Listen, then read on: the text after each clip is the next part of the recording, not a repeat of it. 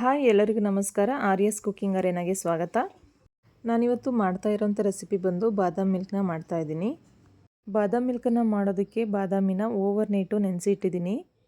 Over night ನೆನೆಸಿಡೋಕ್ಕಾಗಲಿಲ್ಲ ಅಂದರೆ 2 hours ಬಿಸಿನೀರಲ್ಲಿ ನೆನೆಸಿದ್ರೆ ಸಾಕು. ನಾನು ಬಾದಾಮಿ ಸಿಪ್ಪೆನ ಇದೇ ಥರ ಎಲ್ಲದನ್ನು ತೆಗೆದು ಇಟ್ಕೊಂಡಿದ್ದೀನಿ. ನೋಡಿ, ಎಲ್ಲ ಸಿಪ್ಪೆನೂ ತೆಗೆದು ಇಟ್ಕೊಂಡಿದ್ದೀನಿ. ಇವಾಗ ಒಂದು ಮಿಕ್ಸಿ ಜಾರ್ನ ತೊಗೊಂಡು ಸಿಪ್ಪೆ ತೆಗೆದಿರೋ ಅಂಥ ಬಾದಾಮಿ ಎಲ್ಲ ಹಾಕೋತಾ ಇದ್ದೀನಿ. ಇದೆಲ್ಲ ಹಾಕಿದ ಮೇಲೆ ರುಬ್ಕೊಳ್ಳೋದಕ್ಕೆ ಅಂತ ಅರ್ಧ ಲೋಟ ಅಷ್ಟು ಹಾಲನ್ನ ಹಾಕೋತಾ ಇದ್ದೀನಿ. ನೀವು ನೀರು ಬೇಕಾದರೂ ಹಾಕೋಬೋದು, ಆದರೆ ಹಾಲು ಹಾಕಿದರೆ ಇನ್ನೂ ಚೆನ್ನಾಗಿರುತ್ತೆ ಅಂತ ಹಾಲನ್ನ ಹಾಕ್ತಾಯಿದ್ದೀನಿ. ನೋಡಿ, ಗ್ರೈಂಡ್ ಮಾಡಿದ್ದಾಗಿದೆ. ಇದನ್ನು ಚೆನ್ನಾಗಿ ಪೇಸ್ಟ್ ಮಾಡಿ ಇಟ್ಕೋಬೇಕು. ನೋಡಿ, ಚೆನ್ನಾಗಿ ಪೇಸ್ಟ್ ಆಗಿದೆ. ಇವಾಗ ಒಂದು ಕಪ್ನ ತೊಗೊಂಡು ವೆನಿಲಾ ಫ್ಲೇವರ್ದು ಕಸ್ಟರ್ಡ್ ಪೌಡರ್ನ ಹಾಕ್ತಾಯಿದ್ದೀನಿ.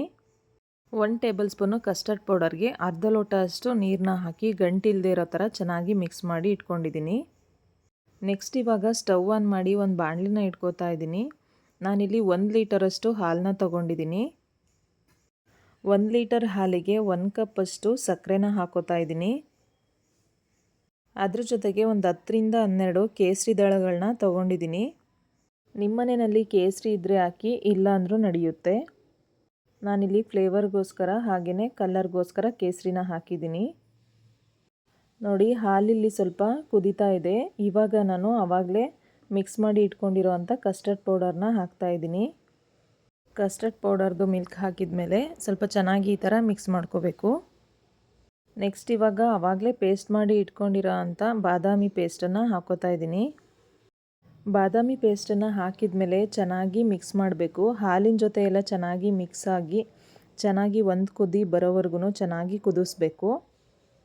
ಬಾದಾಮ್ ಮಿಲ್ಕನ್ನು ಈ ಥರ ಕೈ ಆಡಿಸ್ಕೊಂಡು ಚೆನ್ನಾಗಿ ಕುದಿ ಬರೋವರೆಗೂ ಚೆನ್ನಾಗಿ ಕುದಿಸ್ಬೇಕು.